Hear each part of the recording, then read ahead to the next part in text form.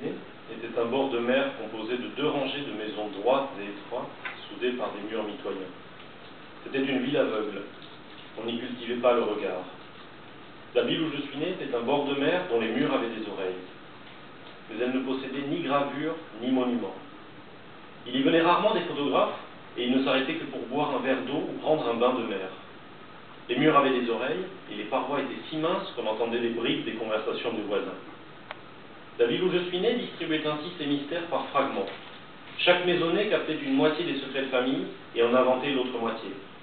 Ma mère était une grande conteuse. Ma mère ne sortait jamais. Les légendes lui arrivaient par les murs ou par les dames qui la visitaient. Ma mère présidait à cette œuvre collective dont le contenu évoluait au fil de ses humeurs et des informations que les dames lui apportaient. Le soir, quand mon père rentrait, elle nous racontait un nouvel épisode de la vie de la ville ou reprenait l'épisode de la veille dans une version améliorée. Mon père était fondé de pouvoir et connaissait par cœur le code de procédure civile. Je lui demandais pourquoi il continuait de le lire tous les soirs s'il le connaissait vraiment par cœur. Il me répondait qu'on n'a jamais fini d'apprendre. Mon père était un fondé de pouvoir qui avait ses principes, un code de procédure civile, et que les histoires de ma mère embêtaient. Mon père était un homme modeste mais fier, qui se flattait de ne pas se mêler des affaires des autres. Quand les hommes se querellaient sur des sujets d'actualité, comme le temps qu'il ferait le lendemain ou l'adoption de nouvelles règles pour le championnat de domino, on faisait appel à mon père pour prononcer le mot du droit. Ma mère était une grande conteuse. Elle faisait de son mieux avec les secrets de la ville pour en tirer une saga. Et mon père détestait les aveux et les confidences. À part ça, ils s'entendaient bien. Je m'entendais bien avec eux. Tout le monde s'entendait bien avec tout le monde. La ville où je suis né était un bord de mer composé de maisons droites et étroites, soudées par des murs mitoyens, et dont les habitants s'entendaient bien parce qu'ils avaient toujours vécu avec eux-mêmes, d'arrière-grand-père en petit-fils. La ville où je suis né donnait face à la mer. Aucune route ne la traversait. La plus proche passait dans son dos.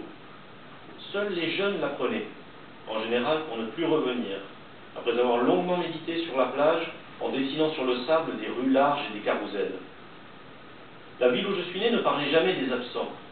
Quand un jeune avait pris la route qui passait dans son dos, la ville l'oubliait.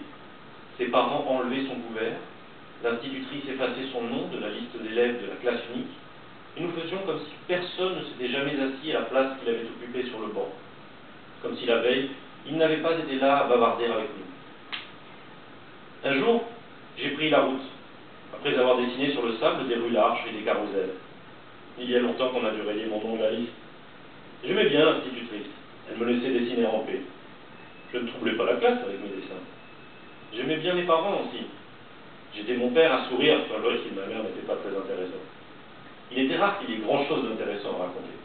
Le cordonnier qui croyait que sa femme couchait avec tout le monde, le club des veuves qui se réunissait le vendredi pour des appels à la Vierge miracle.